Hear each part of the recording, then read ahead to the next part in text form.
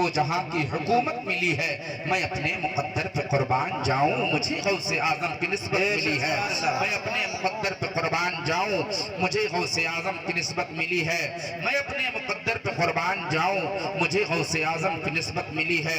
ہمارے دین کی حقانیت کے دونوں شاہد ہیں، ہمارے دین کی حقانیت کے دونوں شاہد ہیں، معین الدین اجمیری محی الدین جیلانی، معین الدین اجمیری محی الدین جیلانی، اعلیٰ حضرت عظیم البرکت مجدد دین و ملت امام احمد رضا خان فاضل بریلوی علیہ رحمت و رضوان نے بارگاہ غوثیت مآب میں خراج عقیدت پیش کیا ہے۔ فرماتے ہیں واہ کیا مرتبہ غوث ہے بالا تیرا، اونچ اونچوں کے سروں سے قدم آلا تیرا، سر بھلا کا کوئی جانے کہ ہے کیسا تیرا، اولیاء ملتے ہیں آنکھیں وہ ہے طلبہ تیرا۔ اور امام اہل سنت اسی کلام میں فرماتے ہیں سارے اقطاب جہاں، اقطاب یہ کتب کی جمع ہے، جمع کہتے ہیں بہو بچن کو، سارے اقطاب جہاں، اقطاب جہاں کا مطلب پوری دنیا میں جتنے کتب ہیں، جتنے اللہ کے ولی ہیں، وہ سب سرکار غوث اعظم کے روضے کا طواف کرتے ہیں۔ سارے اقطاب جہاں کرتے ہیں کعبے کا طواف، سارے اقطاب جہاں کرتے ہیں کعبے کا طواف، کعبہ کرتا ہے طواف درے والا تیرا، کعبہ کرتا ہے طواف درے والا تیرا، تیری سرکار میں لاتا ہے رضا اس کو شفیع جو میرا غوث ہے اور لاڈلا بیٹا تیرا۔ حضرات میں نے قرآن کریم کے ایک آیت کریمہ پڑھ کر عنوان سخن بنایا۔ اللہ رب العزت ارشاد فرماتا ہے یا ایھا الذین آمنوا اتقوا اللہ وکونوا مع الصادقین، ایک بار محبت سے کہہ دیں یا سبحان اللہ۔ حضرات اس آیت کریمہ کے اندر اللہ نے کئی چیزیں بیان فرمائی ہے۔ اللہ فرماتا ہے اے ایمان والو، آپ ہم اپنے مقدر پر اپنے نصیبے پر جتنا بھی ناز کریں فخر کریں کم ہے، اس لیے کہ اللہ رب العزت نے ہم آپ نبی کے گنہگار امتیوں کو ایمان والا کہہ کر قرآن میں پکارا ہے۔ سبحان اللہ۔ آپ اپنے مرتبے کو ذرا سا جائزہ لے کر کے دیکھیں کہ اللہ رب العزت نے حضرت آدم علیہ السلام کو پوری دنیا کے انسانوں کا باپ بنایا ہے، پوری دنیا کا سب سے پہلا شخص، سب سے پہلا انسان، سب سے پہلا آدمی اور سب سے پہلا نبی جسے پوری دنیا حضرت آدم کہتی ہے۔ حضرت آدم کو اللہ تعالیٰ نے بغیر ماں باپ کے پیدا فرمایا، مگر اللہ نے ان کی امت کو بھی ایمان والا کہہ کر مخاطب نہیں فرمایا۔ آپ ذرا سا ذہن کو حاضر رکھیے گا، حضرت شیس پیغمبر کی امت کو خدا نے بہترین امت نہ کہا، انہیں ایمان والا کہہ کر مخاطب نہیں فرمایا۔ حضرت موسیٰ کلیم اللہ کو رب کعبہ نے شرف ہم کلامی عطا فرمایا۔ کوہ طور پر حضرت موسیٰ رب سے بات کرنے کے لیے جایا کرتے ہیں، اللہ رب العزت نے اپنے کلیم کو کوہ طور کی بلندی پر بات کرنے کے لیے بلایا ہے، تو حضرت موسیٰ کلیم اللہ جب جانے لگتے کوہ طور پر چڑھنے سے پہلے اللہ کا حکم ہوتا فخلع نعلیک، اپنی نالین نیچے اتار دو، اپنی جوتیاں شریف نیچے اتار دو، ننگے پیر ہو کر کے کوہ طور پر آؤ، اس لیے کہ تم دنیا کے کسی عام آدمی سے بات کرنے نہیں جا رہے ہو، خالق کائنات سے بات کرنے جا رہے ہو، رب العالمین سے محب کلام ہونے جا رہے ہو۔ حضرت موسیٰ کلیم اللہ یہ جو ہے کوہ طور پر تشریف لے جاتے، رب سے ہم کلام ہوتے۔ حضرات اللہ رب العزت نے موسیٰ کلیم اللہ کی امت کو بھی ایمان والا کہہ کر نہیں پکارا۔ حضرت ابراہیم علیہ السلام و تسلیم کو نارے نمرود میں ڈالا گیا، مگر اللہ نے ان کی امت کو بھی ایمان والا کہہ کر مخاطب نہیں فرمایا۔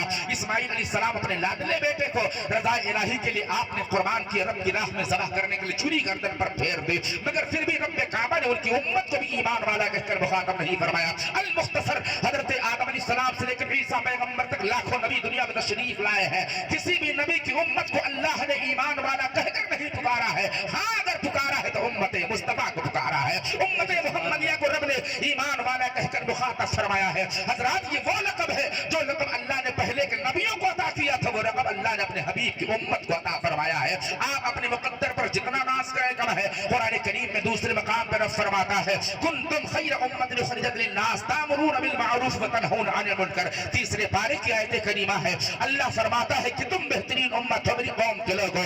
آپ ذرا سا ذہن کو حاضر رکھیے گا، حضرت آدم علیہ السلام سے لے کر عیسیٰ پیغمبر تک کے تمام انبیاء دنیا میں تشریف لائے، لاکھوں رسول دنیا میں آئے ہیں، مگر کسی بھی نبی کی امت کو اللہ نے بہترین امت قرار نہیں دیا۔ میں عرض کرنا چاہتا ہوں آپ ذرا سا ذہن کو حاضر رکھیں، مصطفیٰ جان رحمت علیہ الصلوۃ والتسلیم کی امت کو اللہ رب العزت نے بہترین امت قرار دیا ہے۔ آپ ذرا سا ہماری طرف توجہ مبذول کریں، میں آپ کو انشاءاللہ اپنی بات سمجھا لے جاؤں گا۔ مجھے اپنے آپ پر اتنا اعتماد، اتنا یقین ہے کہ میں آپ کو اپنی بات ضرور سمجھا لے جاؤں گا۔ اللہ تعالیٰ نے امت مصطفیٰ کو بہترین امت قرار دیا ہے قرآن کے اندر۔ میں آپ سے پوچھنا چاہتا ہوں رب کعبہ نے ہم اور آپ کو بہترین امت فرمایا کیوں؟ کیا ہمارا چہرہ دیکھ کر بہترین امت کہا، ہمارا لباس دیکھ کر بہترین امت کہا، ہمارا خاندان دیکھ کر بہترین امت کہا، ہمارا نظریہ دیکھ کر بہترین امت کہا، ہمارا حسن دیکھ کر بہترین امت کہا، ہمارا دیکھ کر ہمیں بہترین امت کہا، ہماری لیاقت دیکھ کر، ہماری قیادت دیکھ کر، ہماری سیادت دیکھ کر، ہماری حکومت دیکھ کر، ہماری شہرت دیکھ کر، ہماری عزت دیکھ کر اللہ نے کس بنیاد پر ہمیں بہترین امت قرار دیا ہے؟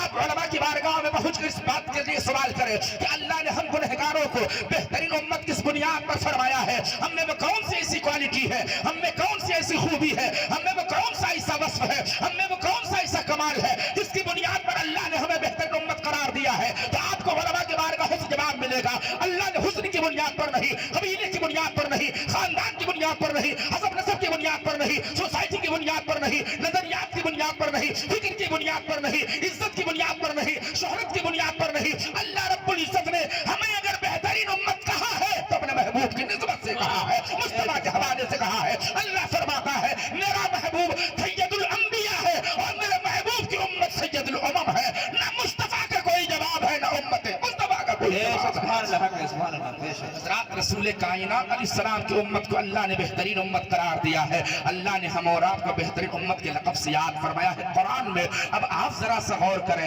کیا بہترین امتی کا چہرہ ایسا ہوتا ہے؟ بہترین امتی کا طرز زندگی ایسا ہوتا ہے؟ بہترین امتی کے معمولات ایسے ہوتے ہیں؟ حضرات ہم اپنے حالات پر جب غور بھری نظر ڈالتے ہیں تو ہماری زندگی شریعت سے کوسوں دور نظر آتی ہے۔ نہ ہمارا چہرہ اسلامی ہے، نہ ہمارا لباس اسلامی ہے، نہ ہماری تہذیب اسلامی ہے، نہ ہمارا تمدن اسلامی ہے، نہ ہمارا کلچر اسلامی ہے، نہ ہمارا نظریہ اسلامی ہے، نہ ہماری فکر اسلامی ہے، نہ اصول حیات اسلامی ہے، نہ نظام زندگی اسلامی ہے، نہ ہمارا چلنا اسلامی ہے، نہ ہمارا بیٹھنا اسلامی ہے، نہ بولنا اسلامی ہے، نہ بات کرنے کا انداز اسلامی ہے، نہ کھانے کا طریقہ اسلامی ہے، نہ لیٹنے کا اصول اسلامی ہے، نہ شادی بیاہ کے معاملات اسلامی ہے۔ ہم اپنی زندگی پر غور کی نظر ڈالتے ہیں، ہمارا کوئی عمل شریعت کے مطابق نہیں ہے، مگر خدا بند قدوس نے پھر بھی ہمیں بہترین امت کہا۔ میری قوم کے لوگوں، دنیا کے کتنے گناہ، کتنے چرائم ایسے ہیں جو آج مسلمان سماج کے لوگ کر رہے ہیں۔ میں سب کی باتیں نہیں کر رہا ہوں، کتنے مسلمان ایسے ہیں جو نشے کی گولیاں کھاتے ہیں،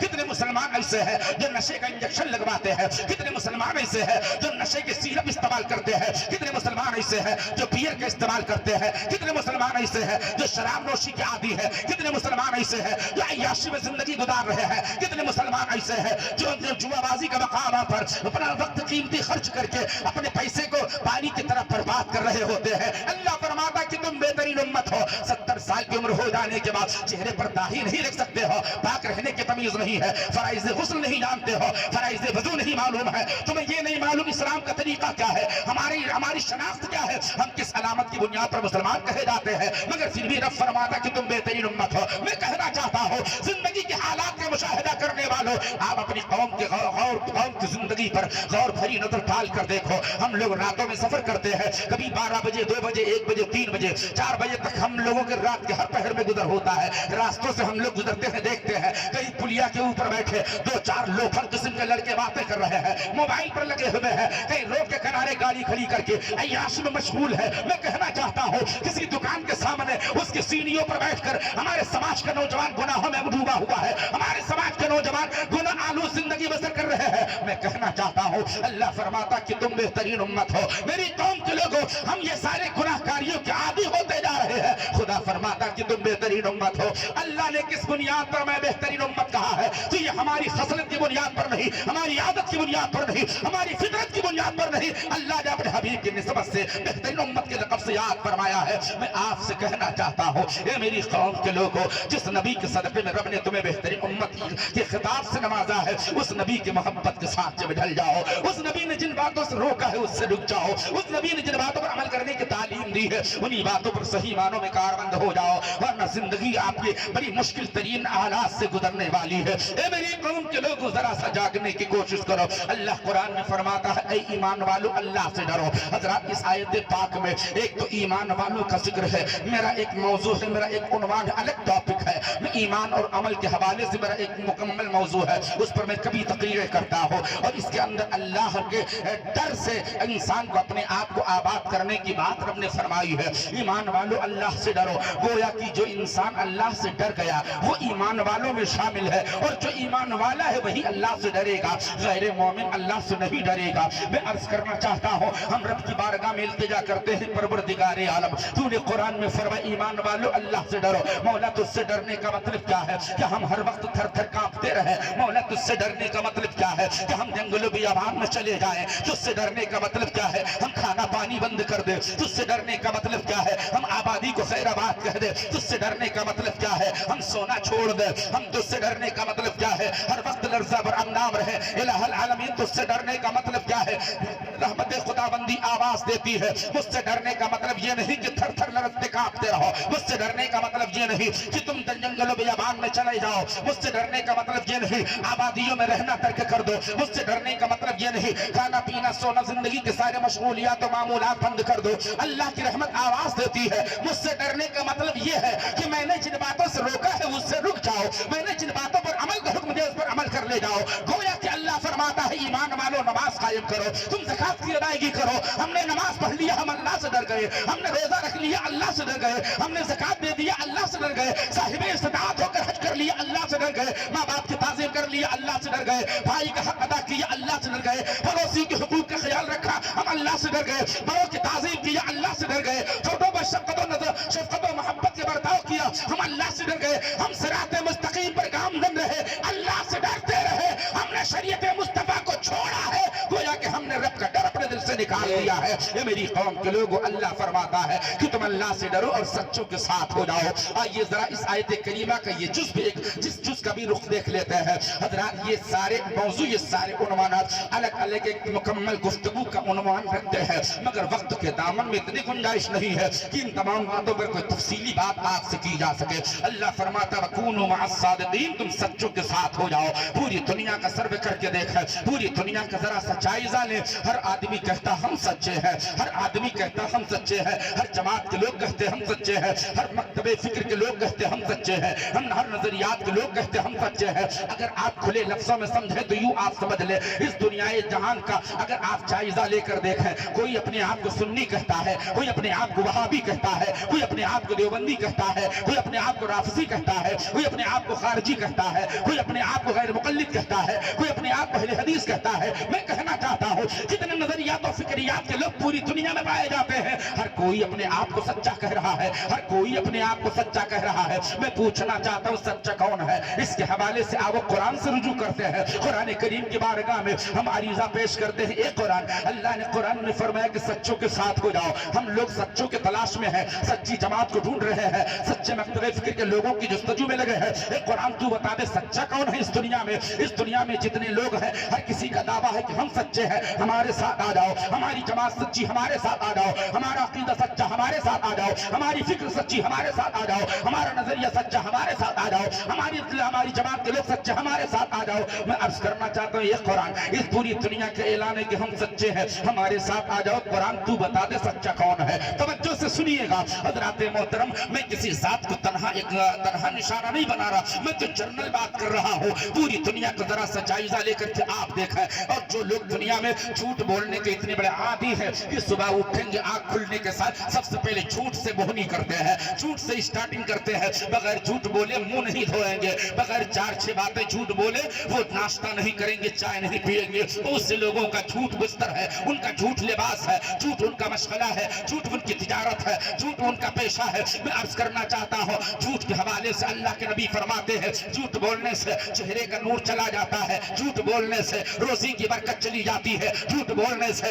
اولاد نافرمان ہوتی ہے جھوٹ بولنے سے زندگی کی برکتیں کم ہو جاتی ہے وغیرہ وغیرہ تمام طرح کے مصائب و آلام کا سامنا جھوٹ بولنے کی بنیاد پر کرنا پڑتا ہے اللہ کے نبی اللہ رب العزت قرآن کریم میں ارشاد فرماتا ہے لعنت اللہ علی الکاذبین اللہ فرماتا جھوٹ بولنے والوں پر اللہ کی لعنت برستی ہے میری قوم کے لوگوں یہ جھوٹ کے حوالے سے تمام تر اقوال رسول اللہ و اقوال رب کائنات آپ تمامی حضرات نے بہت مرتبہ سنا ہوگا مصطفیٰ جان رحمت علیہ الصلوۃ والتسلیم کے غلام ہو، اسی لفظ جھوٹ کو ذرا سے یاد رکھیے گا. جھوٹ کے حوالے سے بھی ایک بات ہے میں تاریخ کے پڑھنے سے آپ کو سطح ذہن پر رقم کرنے کی کوشش کروں گا. مصطفیٰ جان رحمت علیہ الصلوۃ والتسلیم کے غلام ہو، پوری دنیا میں لوگ اپنے آپ کو جھوٹ بھی بول رہے ہیں مگر پھر بھی اپنے آپ کو سب سے سچا بتا رہے ہیں.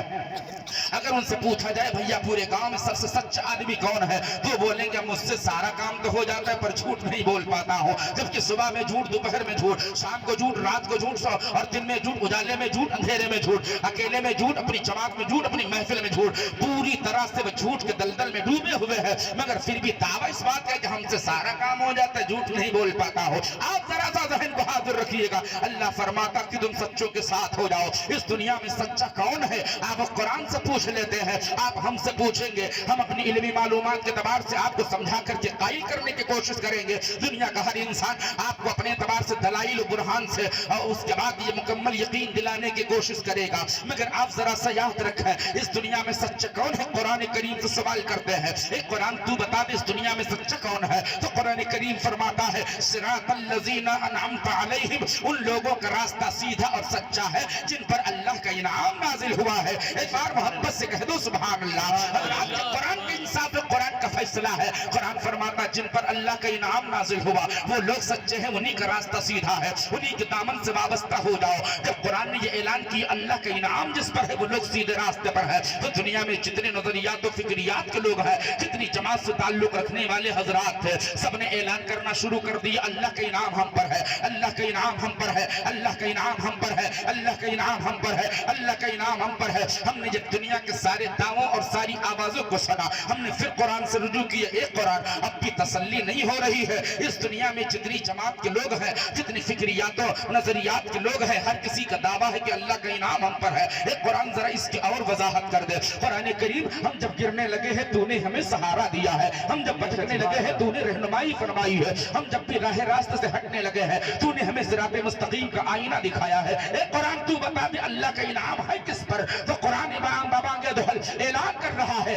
الذین انعم اللہ علیہم من النبیین والصدیقین والشہداء والصالحین. قرآن فرماتا ہے جن پر اللہ کا انعام نازل ہوا ہے وہ نبیوں کی جماعت ہے. ذرا محبت سے بولیں سبحان اللہ. جن پر اللہ کا انعام نازل ہوا وہ نبیوں کی جماعت ہے، وہ صحابہ کی جماعت ہے، وہ شہداء اسلام کی جماعت ہے اور وہ صالحین یعنی وہ بزرگان دین کی جماعت ہے. اللہ والے خدا کے نیک بندوں کی جماعت ہے، اللہ رب العزت کے مومنین بندوں. قرآن اعلان کرتا ہے اللہ کا انعام نبیوں پر ہے. گویا کہ اللہ کا انعام جب نبیوں پر ہے تو ان کا راستہ سیدھا ہے. اللہ کا انعام صحابہ رسول پر ہے، ان کا راستہ سیدھا ہے. اللہ کا انعام شہداء اسلام پر ہے، ان کا راستہ سیدھا ہے. اللہ کا انعام صالحین یعنی بزرگان دین پر ہے، ان کا راستہ سیدھا ہے. اب ذرا پوری دنیا کا سروے کر کے دیکھیں کس جماعت میں اللہ کے اولیاء نظر آتے ہیں، کس جماعت میں خدا رسیدہ بندے نظر آتے ہیں، کس جماعت میں اللہ کے محبوب ترین بندوں کی جماعت پائی جا رہی ہے. اگر پوری دنیا کا جائزہ لے کر آپ دیکھیں گے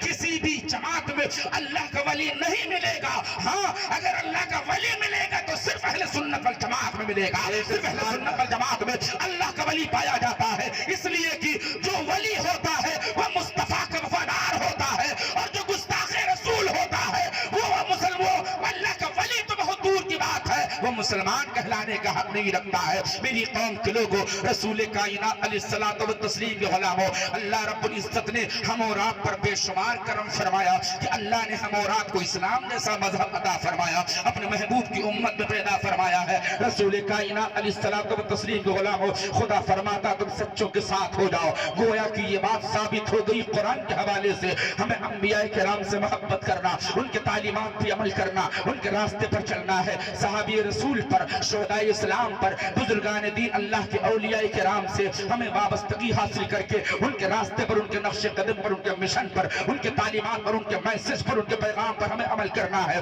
حضرات چونکہ یہ محفل پاک ایک اللہ والے کے ذات بابرکات سے منصوب متعلق ہے اس لیے اس محفل پاک کا نام جشن غوث الورا رکھ ہی دیا گیا. سرکار غوث اعظم کے حوالے سے آپ نے زندگی میں بہت سی کرامتیں سنی ہوں گی. کبھی آپ نے سنا ہوگا غوث اعظم رضی اللہ عنہ ایک وقت میں 70 مریدوں کے گھر پہنچ گئے. کبھی آپ نے सुना होगा गौसे आजम रज़ी अल्लाह अन्हु पैदा हुए, आपने सुबह रमजान का रोजा रख लिया, आपने दूध नहीं पिया। कभी आपने सुना होगा गौसे आजम ने मुर्दों को जिंदा फरमाया। कभी आपने सुना होगा कि सरकार गौसे आजम रज़ी अल्लाह ताला अन्हु से फला करामत ज़ाहिर हुई, फला करामत ज़ाहिर हुए। आज के दौरे पुरफितन में मैं वाक़यात ना सुनाकर, मैं चीनी चिकनी चुपड़ी और जो है इस तरह सस्ते दामों में जन्नत बांटने वाली तकरीरें मैं नहीं करता हूँ। मैं आपकी जिंदगी से हकीकत का चेहरा आपको दिखाना चाहता हूँ। मेरी कौम के लोगों, आप जरा सा जहन को हाजिर रखा है। हुजूर सरकार गौसे आजम के नाम पर हम आप पर यकीनत के साथ नजर नियाज पेश करते हैं, उनके नाम पर लंगर लुटाते हैं, उनके नाम पर रिसाले साहब करके फातिहा खानी करते हैं। हम और आप अपने अकीदत के फूल पेश करते हैं, उनकी गुलामी का सबूत देते हैं। सरकार गौसे आजम के नाम पर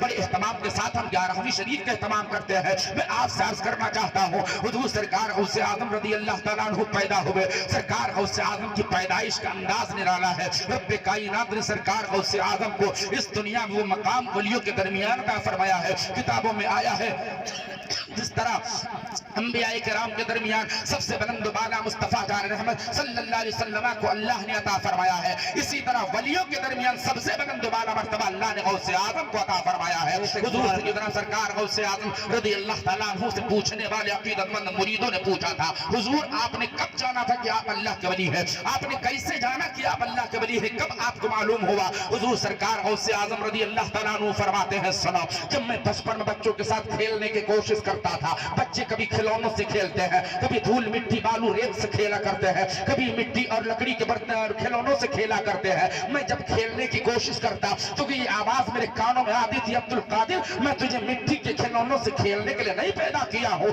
मैं वहां से उठकर चला आता, मेरा दिल नहीं लगता था, मेरा दिल वहां पर नहीं जमता और मैं वहां से चला आता, तन्हाई इख्तियार कर लेता, अपने रब को याद करने लगता था। गौसे आजम से पूछा गया, आपने कब जाना कि आप अल्लाह के वली है? सरकार गौसे आजम रज़ी अल्लाह ताला अन्हु फरमाते हैं कि मैंने तो बचपन में ही जान लिया कि मैं अल्लाह का वली हूँ। कैसे? फरमाते कि मैं जब पढ़ने जाता था तो कोई निदा करने वाला, आवाज देने वाला आवाज देता था, ए बच्चों जगह खाली कर दो, अल्लाह का वली आ रहा है, अल्लाह का महबूब बंदा आ रहा है, उसके लिए जगह खाली कर दो। मेरे लिए बच्चे जगह खाली कर देते, मैंने जान लिया था कि मैं अल्लाह का वली हूँ। अज़ीज़ान मुहतरम, वही सरकार गौसे आजम रज़ी अल्लाह ताला अन्हु है। अल्लाह अकबर, आपके वालिद गिरामी हजरत शेख अबू सालेह मूसा जंगी दोस्त रज़ी अल्लाह ताला अन्हु का विसाल हो गया। आप दुनिया से पर्दा फरमा गए। आपकी वालिदे मुश्फ़िक़ा हज़रत उम्मुल खैर फातिमा सानी रज़ी अल्लाह ताला अन्हा है। हज़रत फातिमा उम्मुल खैर के का यही इकलौता चिराग है। सरकार गौसे आज़म की जिंदगी से माँ की बड़ी उम्मीद और तमन्नाएं वाबस्ता है। हज़रात, यूं तो दुनिया की सारी माएँ अपनी औलादों से बड़ी तमन्नाएं मुंसलिक रखती है, मगर गौसे आज़म की माँ की जिंदगी का ताल्लुक एक अलग ही है। गौसे आज़म की रज़ी अल्लाह ताला अन्हु की माँ अपने बेटे अब्दुल कादिर से बेइंतहा मोहब्बत करती है, बेइंतहा प्यार फरमाती है। गौसे आज़म रज़ी अल्लाह ताला अन्हु ने एक दिन तकरीबन 18 बरस की उम्र हो जाने के बाद अपनी माँ की बारगाह में जाकर कहा, अम्मी कुछ कहना चाहता हूँ। हज़रत गौसे आज़म रज़ी अल्लाह अन्हु की माँ फरमाती है, बोलो बेटा क्या कहना चाहते हो? गौसे आज़म रज़ी अल्लाह ताला अन्हु फरमाते, अम्मी मैं बगदाद इल्म दीन हासिल करने जाना चाहता हूँ। मोहब्बत से जरा बोल दे सुभान अल्लाह। हज़रत गौसे आज़म रज़ी अल्लाह ताला अन्हु अपनी माँ से बयान करते हैं, अम्मी जान मैं बगदाद शरीफ दीनी इल्म हासिल करने की गरज से जाना चाहता हूँ, मैं आपकी इजाजत चाहता हूँ। आप जरा सा गौर कीजिएगा, माँ की ममता का आप जरा सा जायजा लें। दुनिया की कोई माँ अपने बेटे को मुश्किलात के माहौल में जाने देना पसंद नहीं करती है। बेटा परदेश जाने लगता है, माँ की दुआएं उसके साथ रहा करती है, मगर कुछ औलादें ऐसी भी है कि जो अपने घर से निकलते वक्त माँ से सलाम तक करने को राजी नहीं है। माँ की आंखों में आंसू यूं ही मोतियों की तरह खेलते रहते हैं। बेटे को रुखसती के मंजर से माँ देखती रहती है, मगर बेटा माँ से सलाम करने का रवादार नहीं है। ए मेरी कौम के नौजवानों, अगर तुम तीनों दुनिया की फलाह महबूद कामयाबी चाहते हो तो अपनी माँ से दुआएं लेकर के निकलो। अगर तुम पर कोई भला मुसीबत, कोई परेशानी आने वाली है, कोई हादिसा जमाना का शिकार होने वाले हो, तो माँ की दुआ तुम्हारे लिए हथियार बन जाएगी, तुम्हारी हिफाजत के लिए सीना से पर होकर तुम्हारी हिफाजत करेगी। मेरी कौम के लोगों जरा सा आप ज़हन को हाजिर रखें। गौसे आज़म अपनी माँ से फरमाते, अम्मी मैं दीन का इल्म हासिल करने जाना चाहता हूँ। माँ फरमाती है, बेटा मैं जिंदगी में कभी तुम्हें अपने से जुदा नहीं कर सकती थी। मेरा दिल कभी ये गवारा नहीं करता कि मैं तुम्हें अपने नजरों से बोझल कर दूं, मैं तुम्हें अपने से दूर कर दूं। मेरी गैरत कभी ये गवारा नहीं करती। मगर मेरे लाडले, मैं जानती हो कि तुम मेरे बुढ़ापे का सहारा बनकर सिर्फ दुनिया में हमारे जिंदगी का सहारा बनने के लिए नहीं आए हो। तुम्हें तो उम्मत मुस्तफा की निगहबानी करनी है, तुम्हें तो दीन मुस्तफा की रहबरी करनी है, तुम्हें तो दीन मुस्तफा की आबियारी के लिए अपना कीमती वक्त, अपना कीमती असासा कुर्बान करना है। आपकी माँ फरमाती है, बेटा अब्दुल कादिर, मैं खुशी से इजाजत देती हूँ, ये हमारी तुम्हारी आखिरी मुलाकात है, इसके बाद दुनिया में मुलाकात तो नहीं हो पाएगी। हजरत माँ ये भी जान रही है कि मेरा लाडला मुझसे रुखसत होकर चला जाएगा, फिर दुनिया में वापसी मुलाकात नामुमकिन है, मुलाकात तो नहीं होगी। माँ ये भी जान रही है, मगर फिर भी माँ जाने की इजाजत दे रही है। आज हम और आप अपने घरों का जरा सा जायजा लेकर देखें, हमें अगर एहसास हो जाए कि हमारा बेटा यहाँ से जाने के बाद जरा सा बुखार का शिकार है, हम उसे अपने घर से कदम निकालने की इजाजत नहीं देंगे। माँ बाप उसे घर से जाने के लिए इजाजत कभी नहीं देंगे। मैं अर्ज करना चाहता हूँ, गौसे आजम की माँ फरमाती है, बेटा इस दुनिया में अब तो हमारी तुम्हारी मुलाकात नहीं होगी, तुम जरूर जाओ बगदाद शरीफ दीन नबी का इल्म हासिल करने के लिए, तुम नबी की शरीयत पढ़ने के लिए जरूर जाओ। हजरत गौसे आजम रज़ी अल्लाह तआला अन्हु से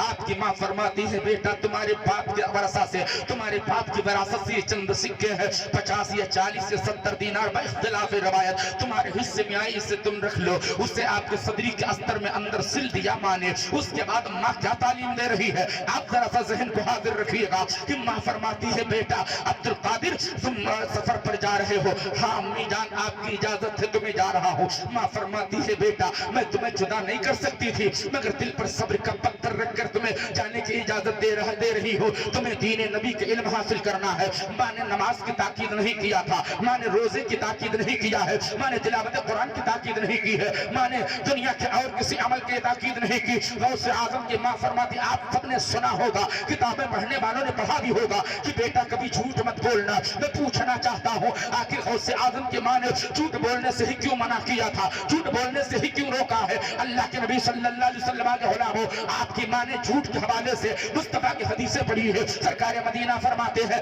जब इंसान झूठ बोलता है तो झूठ की आड़ लेकर बहुत सारे गुनाह करता है, बहुत सारे क्राइम अंजाम देता है, बहुत सारे जराइम का इर्तिकाब करता है। अल्लाह के नबी अलैहि सलाम के गुलामों को उससे आजम की माँ फरमाती है, बेटा कभी झूठ मत बोलना, बेटा कभी झूठ मत बोलना। उससे आजम ने वादा फरमा लिया। अब जरा सा जायजा ले, उससे आजम की माँ उम्मुल खैर फातिमा फरमाती है कि दूध पीने के जमाने में मैंने अब्दुल कादिर को कभी बगैर वजू के दूध नहीं पिलाया है। एक बार मोहब्बत से कह दो सुभान अल्लाह। ये गौसे आजम की माँ फरमाती है कि मैंने दूध पीने के जमाने अब्दुल कादिर को कभी बगैर वजू के दूध नहीं पिलाया। और गौसे आजम की माँ फरमाती है, दूसरा कौल है, आप फरमाती है कि मैंने रात में कभी बगैर तहज्जुद की नमाज पढ़े हुए अब्दुल कादिर को दूध नहीं पिलाया है। आप जरा सा अंदाजा लगाए, जब माँ इतनी पारसा और परहेजगार होता है, माँ इतनी परहेजगार होती है, माँ इतनी पाकीज़ा सिफत रखने वाली होती है, तो उसी माँ के शिकम से पैदा होने वाला बेटा गौसे आजम होता है, वलियों का ताजदार होता है। आप जरा तारीख के आईने से देखा कि गौसे आजम के माँ के तकवा का जवाब नहीं है, गौसे आजम के अब्बा के तकवा का जवाब नहीं है, ना गौसे आजम के वालिद का कोई जवाब है, ना उनके अम्मी का कोई जवाब है। जब माँ बाप बेमिसाल होते हैं तो बेमिसाल माँ बाप के हवाले से अल्लाह बेमिसाल औलाद पैदा करवाता है। हम आप सबों से गुजारिश करना चाहेंगे, अगर हम आप चाहते हैं हमारे घर में पैदा होने वाली औलाद मुस्तफा जान रहमत की वफादार हो, नबी की शरीयत की हामिल हो, नबी से मोहब्बत करने वाली हो, तो मैं आपसे कहना चाहूंगा हमें सही मानों में मुस्तफा की शरीयत पर अमल करना होगा, नबी की तालीमात पर गामजन होकर जिंदगी कर शब रोज गुजारना होगा। रसूल कायनात अलैहिस्सलातु व तस्लीम के गुलामों, गौसे आज़म रज़ी अल्लाह तआला अन्हु ने वादा फरमाया, माँ मैं कभी झूठ नहीं बोलूंगा, माँ से वादा कर लिया कभी झूठ नहीं बोलूंगा। हजरात, इस मुसलमान की अलामत में से एक अलामत ये बयान की है मेरे आका अलैहिस्सलातु व तस्लीम ने कि मुसलमान दुनिया के तमाम तर गुनाह कर सकता है, मुसलमान तमाम गुनाहों का इर्तिकाब कर सकता है, मगर जो मुसलमान है वो कभी झूठ नहीं बोलेगा। हजरात, ये रसूल कायनात अलैहिस्सलातु व तस्लीम के ऐलानात व फरमूदात है। अब जरा तारीख के पन्ना आप पलट कर देखें, हजरत हुज़ैफा इब्न यमान रज़ी अल्लाह तआला अन्हु एक नबी के जानिसार सहाबी हैं। हजरत حذیفہ ابن یمان رضی اللہ تعالیٰ عنہ ہے. جنگ بدر اول میں آنے والی ہے. اسلام اور کفر کی جنگ پہلی جنگ لڑی جانے والی ہے. رمضان شریف کی 17 تاریخ کو رسول کائنات علیہ الصلوۃ والتسلیم کے کلمہ پڑھنے والے چند مٹھی بھر 313 مسلمان ہیں. ادھر 1000 سے زیادہ کفار و مشرکین کی جماعت ہے. ان کے پاس آلات حرب و ضرب کی کمی نہیں ہے. ان سب کے پاس سواریاں الگ الگ ہیں اور جنگ کرنے کے سارے انتظامات مکمل ہیں. ادھر مسلمانوں کی بے بضاعتی کا معاملہ یہ ہے، کسی کے پاس تلوار ہے تو ڈھال نہیں ہے، کسی کے پاس ڈھال ہے تو نیزہ نہیں ہے، نیزہ ہے تو اس کے پاس ڈھال نہیں ہے، وغیرہ وغیرہ. چند گھوڑے صرف تھے. اور اس کے بعد اللہ کے نبی صلی اللہ علیہ وسلم کے غلاموں کس طرح سچ کی حمایت کی جاتی ہے، میرے آقا نے کس طرح سچ کی تائید فرما کر آپ نے تعلیم فرمائی ہے. حضرت حذیفہ ابن یمان اپنے گھر سے نکلے ہیں اور گھر سے نکلنے کے بعد ابھی چند قدم آگے بڑھے تھے کہ بستی مکہ کے اندر ہی ابو جہل سے ملاقات ہو گئی. ابو جہل کو کون نہیں جانتا ہے، ابو جہل کے حوالے سے پوری دنیا واقف ہے حضرات. لیکن آپ یہ جانیں کہ دنیا میں بہت سے لوگ ایسے ہیں جو ابو جہل کا اصلی نام نہیں جانتے ہیں. اس کا نام اصلی نام ابو جہل نہیں تھا، مگر لفظ ابو جہل مصطفیٰ کی زبان سے نکل گیا تو پوری دنیا میں وہ ابو جہل ہو کر کے رہ گیا. پوری دنیا نے ابو جہل کے نام سے اسے جانا ہے. اس کا نام عمر ابن ہشام تھا، ابو جہل کا نام تھا، اصلی نام عمر ابن ہشام ہے. لیکن اس کو ابو جہل سرکار نے فرمایا تھا. یہ زبان پوری دنیا میں اس طرح مشہور ہوئی، اللہ کی بارگاہ میں یہ زبان اتنی پسند آئی کہ پوری دنیا نے اسے ابو جہل کہا. پوری دنیا نے ابو جہل کا مطلب جاہلوں کا باپ ہوتا ہے. حضرات رسول کونین صلی اللہ علیہ وسلم کے جانثار صحابی حذیفہ ابن یمان ہے. گھر سے نکلے ابو جہل سے ملاقات ہو گئی. ابو اس کے بعد میں ابو جہل نے پوچھا حذیفہ کہاں جانے کا ارادہ رکھتے ہیں؟ حذیفہ فرماتے ہیں کہ میں رسول اللہ صلی اللہ علیہ وسلم کے ساتھ میں جا کر اور اس کے بعد کفر اسلام کی جنگ میں شرکت کرنا چاہتا ہوں. اسلام کی حمایت میں، اسلام کے سپورٹ میں، اسلام کی جانب سے میں کفر کے خلاف تلواریں چلانا چاہتا ہوں. میں اسلام کا کلمہ پڑھ چکا ہوں. میں کفر کے خلاف تلوار کا استعمال کرنے کے لیے جنگ بدر میں جا رہا ہوں. رسول کائنات علیہ الصلوۃ والتسلیم کے غلام اتنا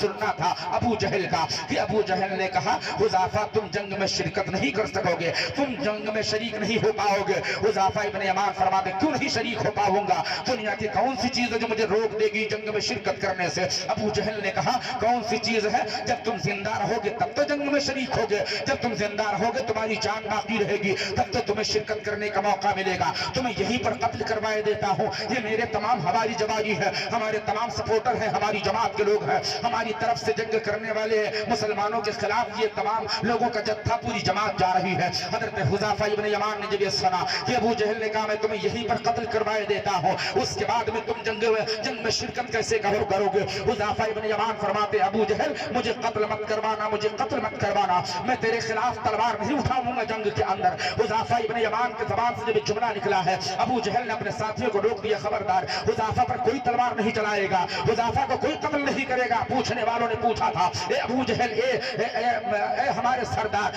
آخر ابھی تک مارنے کی بات تم نے کہی تھی، حذیفہ کو قتل کرنے کی بات کر رہے تھے، مگر اب تم منع کیوں کر رہے ہو؟ ابو جہل نے کہا حضرات ابو جہل وہ ہے جس نے خدا کو ایک نہیں مانا ہے، جس نے نبی کو نبی نہیں مانا، جس نے رسول کو رسول نہیں مانا، آسمانی کتابوں پر ایمان نہ لایا، جو فرشتوں پر ایمان نہ لایا، جنت و جہنم کو حق نہیں مانا، جو جہالت و کفر پر بڑی ضد کے ساتھ اڑا رہا. اس نے کہا اب حذیفہ پر حملہ نہیں کیا جائے گا، حذیفہ کو قتل نہیں کیا جائے گا. اس کے حواریوں نے پوچھا کیوں نہیں مارا جائے گا؟ حذیفہ کا قتل کرنے سے کیوں روکا جا رہا ہے؟ تو ابو جہل نے کہا میں نے سنا ہے ان کے نبی فرماتے ہیں مسلمان جو کچھ بھی تمام قسم کے گناہ کر سکتا ہے مگر مسلمان کبھی جھوٹ نہیں بول سکتا ہے. میں نے سنا کہ ان کے نبی کا یہ اعلان ہے، ان کی یہ تعلیم ہے، تو یہ بھی مسلمان یہ جھوٹ تھوڑی نہ بولیں گے، یہ ہم پر تلوار نہیں چلائیں گے، ہمارے خلاف تلوار کا استعمال نہیں کریں گے. اس نے چھوڑ دیے جاؤ حذیفہ. حضرت حذیفہ ابن یمان چلے گئے، بارگاہ رسول کونین صلی اللہ تعالیٰ علیہ وسلم میں پہنچے. آقا کریم علیہ الصلوۃ والتسلیم بدر کے مقام پر موجود ہے. اللہ کے حبیب کی بارگاہ میں حضرت حذیفہ حاضر خدمت ہے. یا رسول اللہ صلی اللہ تعالیٰ علیہ وسلم میری ملاقات ابو جہل سے ہو گئی تھی، میری ملاقات ابو جہل سے ہوئی تھی. سرکار نے فرمایا کیا کہا ابو جہل نے؟ تو حضرت حذیفہ عرض کرتے ہیں یا رسول اللہ ابو جہل نے کہا کہ کہاں جا رہے ہو؟ میں نے بتایا اسلام کی جانب سے جنگ کرنے جا رہا ہوں. کفر کے خلاف تلواریں چلانے جا رہا ہو۔ آقا فرماتے پھر تم اس نے کیا کہا؟ حذیفہ جواب دیتے یا رسول اللہ، ابو جہل نے کہا کہ میں تمہیں زندہ چھوڑوں گا تب تو تم جنگ کرنے جاؤ گے، میں تمہیں سلامت رکھوں گا تمہیں قتل نہ کروا دوں گا تب تو میرے خلاف تلوار استعمال کرو گے۔ تو میرے آقا فرماتے تم نے کیا کہا؟ حضرت حذیفہ عرض کرتے یا رسول اللہ میں نے کہا تھا ابو جہل مجھے قتل مت کروانا، میں چاہتا تھا کسی طرح لشکر اسلام میں پہنچ جاؤں، میں چاہتا تھا مجاہدین اسلام کی جماعت تک میری رسائی ہو جائے، آپ کی بارگاہ تک میں پہنچ جاؤں۔ یا رسول اللہ میں نے ابو جہل سے کہا ابو جہل مجھے قتل مت کروانا، مجھے مارنا نہیں، میں تیرے خلاف تلوار نہیں اٹھاؤں گا۔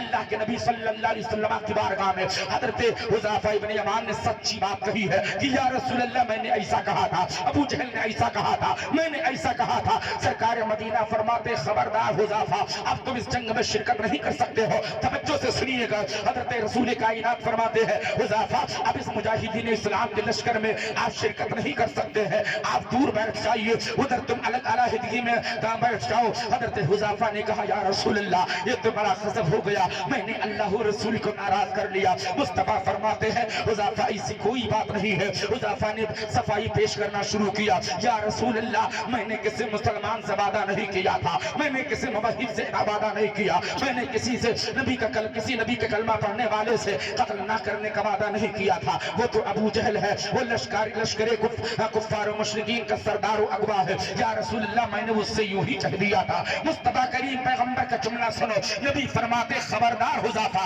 اگر تم نے لشکر میں شرکت کیا، تم اگر ابو جہل پر اس کے ساتھیوں پر لشکر کشی کرو گے تو یہ تاریخ لکھی جائے گی، یہ تاریخ مرتب ہوگی کہ مسلمان سارے گناہ کر سکتا ہے، اس میں جھوٹ بھی بول سکتا ہے، تمہارا جھوٹ ثابت ہوگا، اس لیے تمہیں لشکر میں شرکت کی اجازت نہیں ہے۔ حضرت حذیفہ کو مصطفیٰ نے الگ بٹھا دیا۔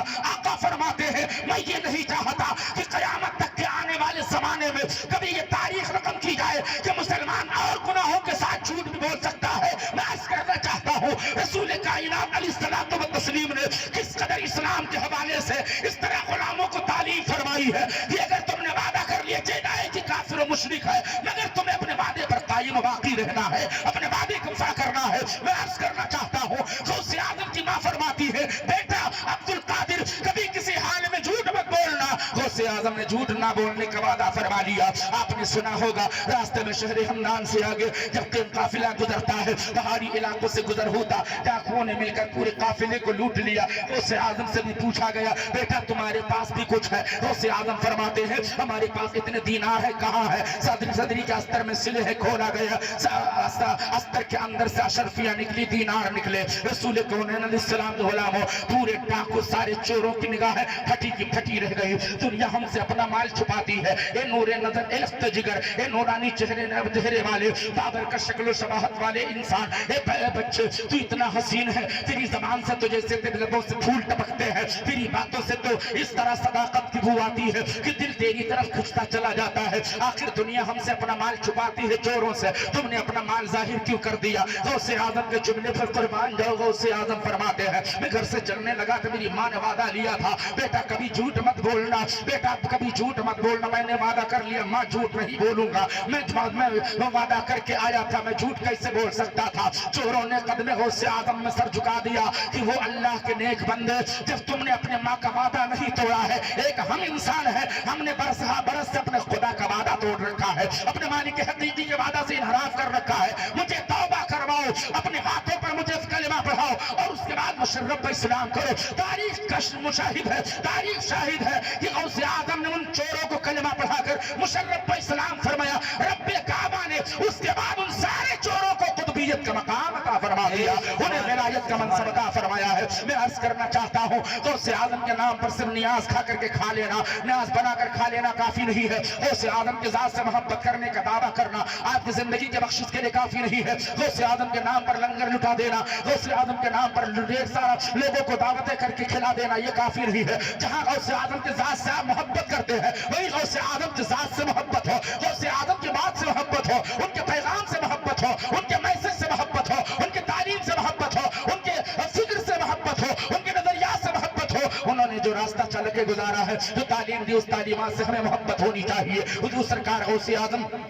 رضی اللہ تعالیٰ عنہ سے محبت کا دعویٰ کرنے والوں، یہ تو ہم آپ سبھی لوگ بڑے فخر سے ہاتھ اٹھا کر دعویٰ کرتے ہیں کہ الحمدللہ ہم غوث اعظم کے دیوانے ہیں، ہم غوث اعظم پر اپنا تن من دھن سب کچھ قربان کرنے کا جذبہ رکھتے ہیں۔ میں پوچھنا چاہتا ہوں غوث اعظم کی تعلیمات سے تمہارا کس قدر عمل ہے؟ غوث اعظم کے پیغامات پر تمہارا کس قدر عمل ہے؟ سرکار غوث اعظم کے معمولات زندگی کو آپ طرح دیکھیں۔ غوث اعظم 40 سال تک عشاء کے وضو سے فجر کی نماز ادا فرمائی ہے۔ ذرا محبت سے بول دو سبحان اللہ۔ غوث اعظم نے 40 سال تک لگاتار کنٹینیو بلا ناغا ہر رات میں اس طرح اللہ کی عبادت فرماتے ہیں کہ پوری رات سکون اور نیند آرام حاصل کرنے کے لیے کبھی بستر پر آپ لیٹے نہیں، آپ نے اپنے جسم کو آرام نہ دیا، پوری رات اللہ کی عبادت بسر فرما دیتے ہیں، کبھی تلاوت قرآن فرماتے ہیں، کبھی تسبیحات کر رہے ہیں، کبھی اوراد و وظائف میں مشغول ہیں، کبھی نوافل کی ادائیگی کر رہے ہیں۔ اس کا مطلب یہ نہیں کہ غوث اعظم نے عشاء کے وضو سے فجر کی نماز ادا فرمائی، اس کا مطلب یہ نہیں کہ غوث اعظم رضی اللہ تعالیٰ عنہ کا وضو ٹوٹا ہی نہیں،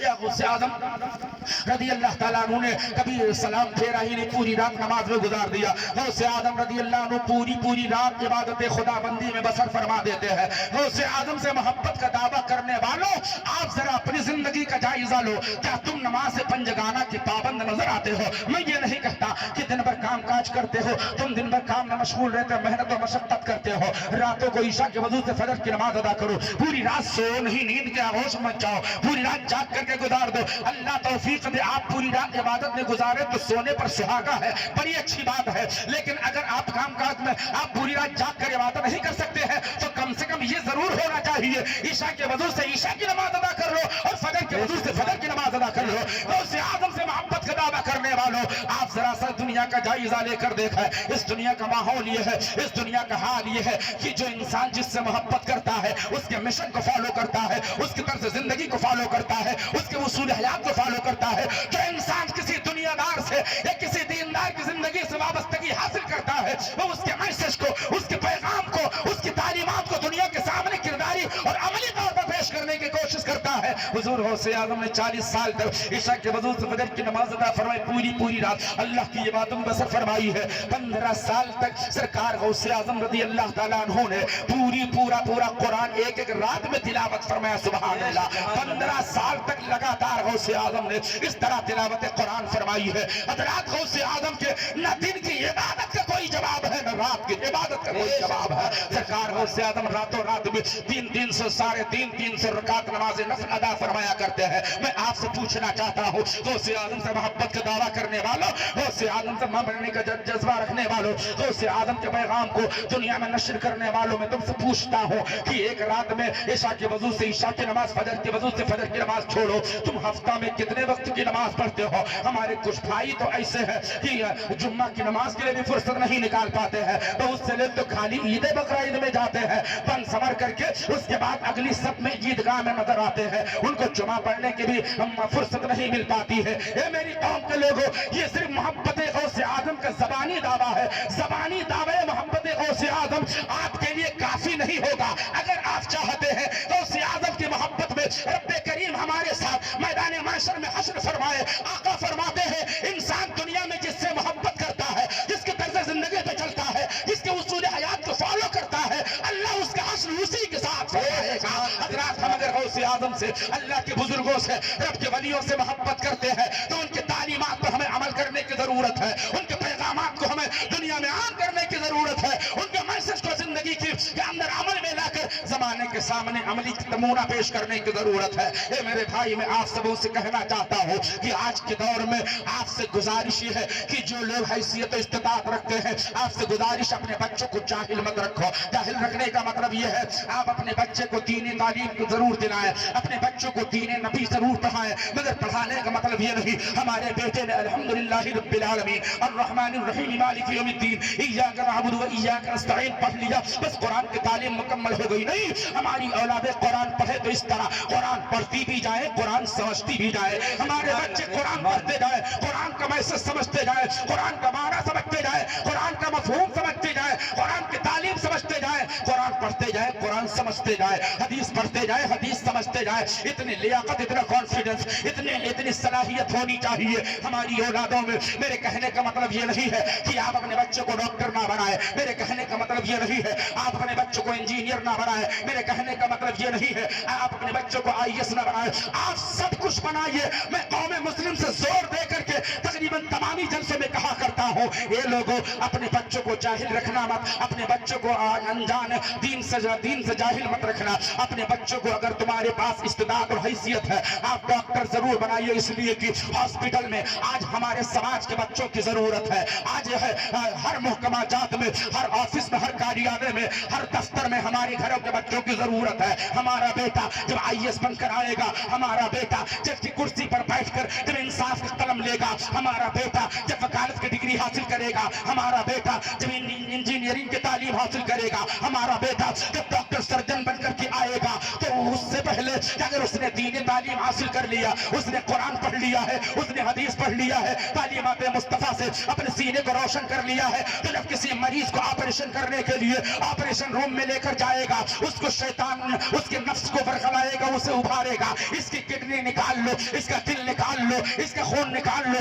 फला पार्ट्स निकाल लो, फला अज़ुक़त निकाल करके इसे कत्ल कर दो, चंद रोज जिंदा रहेगा, मर जाएगा। तुम काला बाजारी में ब्लैक मेली के हिसाब से लाखों रुपए कमा सकते हो, तुम बहुत बड़े आदमी हो जाओगे, तुम्हारा फ्यूचर रोशन हो जाएगा, तुम्हारे बच्चे बड़े आला ओहदे पर पहुंच जाएंगे, उनकी जिंदगी की सारी रुकावटें दूर हो जाएंगी, उनके रास्ते में आसानी पैदा हो जाएगी। अगर हमारे घर का बच्चा कुरान और हदीस की तालीम हासिल ना करके डॉक्टर बनेगा, तो जब शैतान बरगलाएगा, उसके बरगलाए में आकर बहुत से डॉक्टर ये सारा काम अंजाम देते हैं, मगर हमारा वही बेटा जब हदीस से कुरान पढ़ के आएगा, नबी की तालीम हासिल करके इन जब डॉक्टर बन के आएगा, तब नफ्स उभारेगा कि तू इसके दिल को निकाल ले, इसके फेफड़े को सल्ब कर ले, इसकी किडनी की चोरी कर ले, तो फिर उसको गैरत ईमानी सताएगी, उसे ये याद आएगा हमें खुदा की बारगाह में जाना है, मुस्तफा की बारगाह में जाना है, खुदा की बारगाह में मुझसे सवाल होगा, इस कत्ले नाहक के बारे में हमसे पूछा जाएगा, तो ना खुदा की बारगाह में जवाब दे पाऊंगा, मैं मुस्तफा की बारगाह में जवाब दे पाऊंगा। ये तभी होगा जब हमारा बेटा दीन पढ़ा होगा, हमारा बेटा शरीयत नबी पढ़ा होगा। इसलिए आप सबसे गुजारिश करना चाहता हूं कि दुनिया की सारी तालीम को अगर दीनी तालीम से जोड़कर हासिल किया जाए, दीनी तालीम से जोड़ करके पढ़ा जाए, तो कोई भी तालीम दुनियावी तालीम नहीं है, दुनिया की सारी तालीमें दीनी तालीम हुआ करती है।